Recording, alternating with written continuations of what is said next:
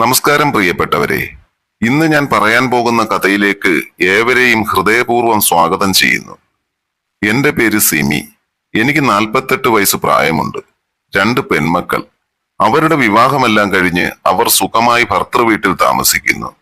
ഭർത്താവ് ഗൾഫിലാണ്. വിവാഹം കഴിഞ്ഞ നാൾ മുതൽ തന്നെ അദ്ദേഹം ഗൾഫിലാണ്. 2 വർഷം കൂടുമ്പോൾ 2 മാസത്തെ ലീവിന് വരും. അപ്പോഴാണ് മനസ്സ് തുറന്ന് എല്ലാ ആഗ്രഹങ്ങളും സഫലമാക്കുക. ബാക്കിയുള്ള നാളുകളിൽ മനസ്സിനെ കടിഞ്ഞാണിട്ട് നിയന്ത്രിച്ചു നിർത്തും. അല്ലാതെ എന്ത് ചെയ്യാൻ? ജീവിതത്തിൽ കുറച്ചു സുഖം കുറഞ്ഞതുകൊണ്ട് 2 പെൺമക്കളെയും നല്ല രീതിയിൽ പഠിപ്പിച്ച് നല്ല രീതിയിൽ തന്നെ വിവാഹം കഴിപ്പിച്ചു വിട്ടു.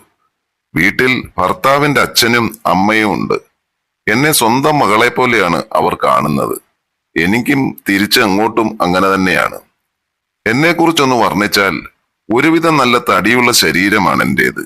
വിവാഹശേഷം ഹസ്ബൻഡ് വലുതായിട്ട് അടുത്തില്ലാത്തത് കൊണ്ടായിരിക്കണം ശരീരമൊന്നും വലുതായി ഉടഞ്ഞിട്ടില്ല. മുന്നഴകും പിന്നഴകുമെല്ലാം ഒന്നിനൊന്ന് മെച്ചമായിരുന്നു. എനിക്കാണെങ്കിലോ അക്കാര്യത്തിൽ ശകലം താല്പര്യം കൂടുതലുള്ള ഇനമായിരുന്നു.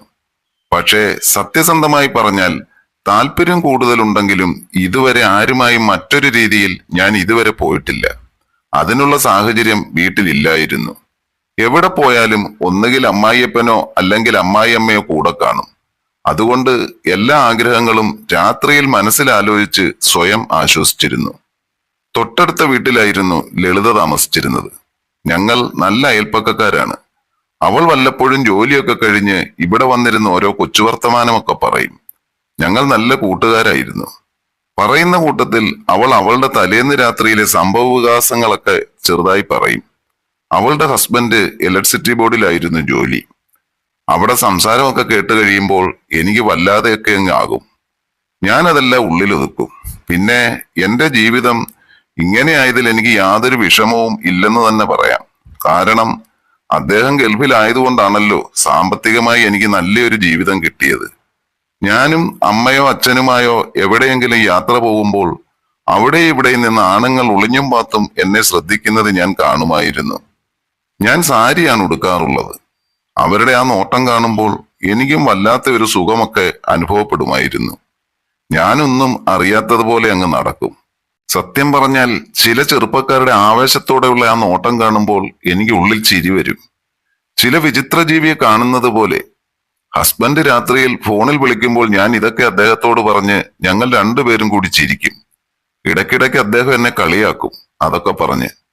അങ്ങനെ ജീവിതം മുന്നോട്ട് തള്ളി നിൽക്കുന്നതിനിടയിലാണ് എന്റെ ഏറ്റവും ഇളയ അനിയത്തിയുടെ പ്രസവം അടുത്തു വന്നത്. അവിടെയാണെങ്കിൽ ആരുമില്ല അവളെ നോക്കാൻ. അവളുടെ മൂത്ത കുട്ടിയും ഭർത്താവുമേ ഉള്ളൂ. മൂത്ത കുട്ടിക്ക് 5 വയസ്സേ ആയിട്ടുള്ളൂ. അവളുടെ ഭർത്താവിന് ബാങ്കിലാണ് ജോലി. പ്രേമവിവാഹമായിരുന്നു. അതുകൊണ്ട് അവന്റെ വീട്ടുകാരൊന്നും വലിയ അടുപ്പത്തിലല്ലായിരുന്നു. അതുകൊണ്ട് അവളുടെ കാര്യങ്ങളൊക്കെ നോക്കാൻ എനിക്ക് അവളുടെ വീട്ടിൽ പോയി നിൽക്കേണ്ടതായി വന്നു. രാവിലെ അത്യാവശ്യം പണിയൊക്കെ ചെയ്ത് കൊച്ചിനെ സ്കൂളിൽ വിട്ട് ബാങ്കിൽ പോകാനായി നെട്ടോട്ടമായിരുന്നു പാവ അനിയൻ. ഞാൻ ചെന്നത് അവന് വലിയൊരു അനുഗ്രഹമായി.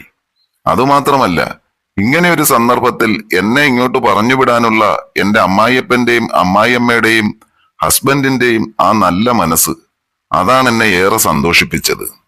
ഞാൻ അനിയത്തിയുടെ വീട്ടിൽ ചെന്ന് ഓരോ ജോലിയൊക്കെ ചെയ്ത് അവളുടെ കാര്യങ്ങളും നോക്കി നിന്നപ്പോൾ അനിയൻ പയ്യന് അത് വലിയൊരു ആശ്വാസമായി.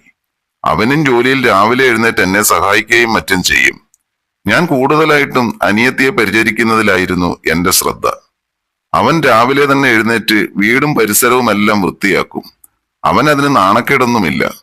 ഞാൻ ഇടയ്ക്ക് പറയും, നീ മുറ്റമൊന്നും തൂക്കണ്ട, അതൊക്കെ അവിടെ ഇട്ടേരെ, ഞാൻ വൃത്തിയാക്കിക്കൊള്ളാം. എന്നാലും അവൻ അതൊന്നും കേൾക്കത്തില്ല. ഇങ്ങനെ കുറച്ചു ദിവസം കടന്നുപോയി. ഒരു ദിവസം എല്ലാവരും രാത്രി അത്താഴമൊക്കെ കഴിച്ചു കഴിഞ്ഞ് കിടക്കാനായി പോയി. എനിക്കാണെങ്കിൽ എത്ര കിടന്നിട്ട് ഉറക്കം വരുന്നില്ല. ഞാൻ കിടക്കയിൽ തിരിഞ്ഞും മറിഞ്ഞും അങ്ങനെ കിടന്നു. അവസാനം എഴുന്നേറ്റ് ശകലം വെള്ളം കുടിക്കാനായി ഞാൻ അടുക്കളയിലേക്ക് നടന്നു.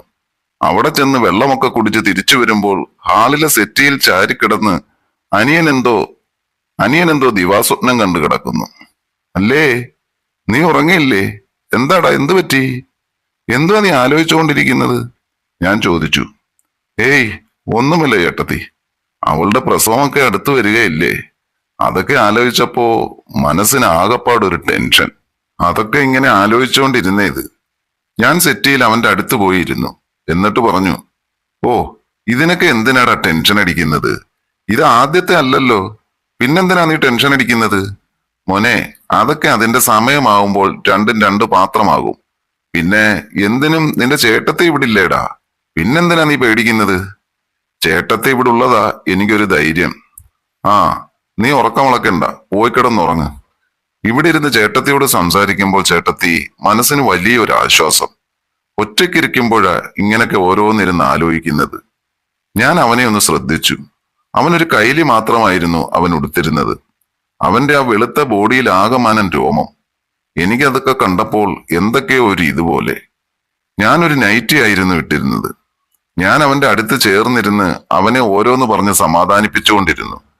ഞാനാണെങ്കിൽ എത്ര നാളായെന്നറിയാമോ ചേട്ടത്തി നല്ലപോലൊന്ന് ഉറങ്ങിയിട്ട്. ഞാൻ അവനെ ആശ്വസിപ്പിച്ചുകൊണ്ട് അവന്റെ മുടിയിഴകളിൽ തലോടി, തലയിൽ കൈകൊണ്ട് മസാജ് ചെയ്തു.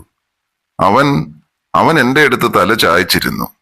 ഞാൻ തലയിൽ തഴുകുന്നത് അവൻ നല്ല രീതിയിൽ ആസ്വദിക്കുന്നുണ്ടെന്ന് എനിക്ക് മനസ്സിലായി. എനിക്കും ഏതാണ്ടൊക്കെ തോന്നി തുടങ്ങിയിരുന്നു. ഇനി ഇങ്ങനെ ഇരുന്നാൽ ചിലപ്പോൾ കൈവിട്ടു പോകും, ഞാൻ മനസ്സിൽ കരുതി. അപ്പോഴാണ് അനിയത്തിയുടെ മുറിയിൽ നിന്ന് കൊച്ചു കരഞ്ഞത്. മതിയടാ, ഇനി നാളെ മസാജ് ചെയ്തു തരാം, പോയി കിടന്നുറങ്ങും. കൊച്ചുണർന്ന് കരയുന്നു. ഞാൻ അങ്ങോട്ടൊന്ന് ചെല്ലട്ടെ. അതും പറഞ്ഞ് ഞാൻ എഴുന്നേറ്റ് അനിയത്തി കിടക്കുന്ന മുറിയിലേക്ക് നടന്നു. പതിവ് പോലെ പിറ്റേന്ന് രാവിലെ എഴുന്നേറ്റപ്പോൾ മുറ്റം തൂക്കുന്ന ശബ്ദം ഞാൻ കേട്ടു. എനിക്ക് മനസ്സിലായി അത് അനിയനാണെന്ന്. ഞാൻ അടുക്കളയിലേക്ക് ചെന്ന് ചായ ഇടാൻ തുടങ്ങി. അവന്റെ ആ ജോലിയിലുള്ള ശുഷ്കാന്തി കണ്ട് എനിക്ക് മനസ്സിലായി തലേ രാത്രിയിലെ എന്റെ സാമീപ്യമാണ് അവന്റെ ഈ ശുഷ്കാന്തിക്കുള്ള കാരണം. അങ്ങനെ രാവിലത്തെ കാപ്പിയെല്ലാം ഉണ്ടാക്കി കൊച്ചിനെയും സ്കൂളിൽ വിട്ടു. അപ്പോഴാണ് അനിയൻ കുളിയൊക്കെ കഴിഞ്ഞ് റെഡിയായി ബാങ്കിൽ പോകാനായി വന്നത്. ഡാ, ഡൈനിങ് ടേബിൾ കാപ്പി എടുത്ത് വെച്ചേക്കുന്ന്, നീ കുടിച്ചില്ലയോ? കുടിച്ചു ചേട്ടത്തി. പിന്നെ അവളെ ഇന്ന് സ്കാൻ ചെയ്യാൻ കൊണ്ടുപോകേണ്ട ദിവസമാ. ഞാൻ ഉച്ചയ്ക്ക് നേരത്തെ വരാം, ചേട്ടത്തി റെഡിയായി നിൽക്കണേ. അവൾ ഉണർന്നില്ല, അവളോടും പറയണേ. ശരിയടാ മോനെ, ഞങ്ങൾ റെഡിയായി നിൽക്കാം. അതും പറഞ്ഞ് അവൻ കാറും എടുത്ത് ബാങ്കിലേക്ക് പോയി. ഞാൻ അവനെ നല്ല രീതിയിൽ ഒന്ന് ശ്രദ്ധിച്ചു. ചെറുക്കൻ എന്തോ വലിയ സന്തോഷം പോലെ, എല്ലാ കാര്യങ്ങൾക്കും ഒരു ഉന്മേഷം. എല്ലാത്തിനും കാരണം തന്റെ സാമീപ്യമാ. ഞാൻ മനസ്സിൽ ചിരിച്ചു. ഇനി ഇന്ന് രാത്രിയിൽ എന്തൊക്കെയാണാവോ. ഞാൻ ഉച്ചക്കലത്തേക്കുള്ള പണിയിൽ ഏർപ്പെട്ടു. അന്ന് രാത്രിയിലും ആഹാരമെല്ലാം കഴിച്ചതിന് ശേഷം ഞാൻ പോയി കിടന്നു. ഏകദേശം ഒരു 12 മണിയായിട്ടുണ്ടാകും. ഞാൻ മനഃപൂർവ്വം കട്ടിലിൽ അനങ്ങാതെ തന്നെ കിടന്നു.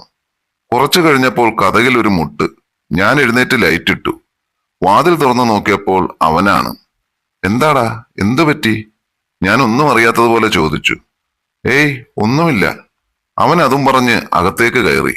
എന്നിട്ട് പറഞ്ഞു, ചേട്ടത്തി, തെറ്റാണെന്നറിയാം, എനിക്ക് ചേട്ടത്തിയെ ഭയങ്കര ഇഷ്ടമാണ്. എടാ, നീ എന്തോ ഈ പറയുന്നത്? ഞാൻ നിന്റെ ചേട്ടത്തിയാണ്.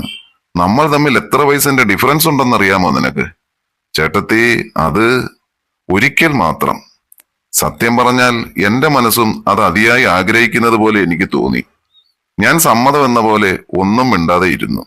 കാരണം ഭാര്യ അടുത്തുണ്ടായിട്ടും അവന്റെ ആഗ്രഹം ഒന്നും നടക്കാത്ത അവന്റെ ആ വിഷമം എനിക്ക് നന്നായി അറിയാമായിരുന്നു. എനിക്കാണെങ്കിൽ എന്റെ ഹസ്ബൻഡ് നാട്ടിലില്ല.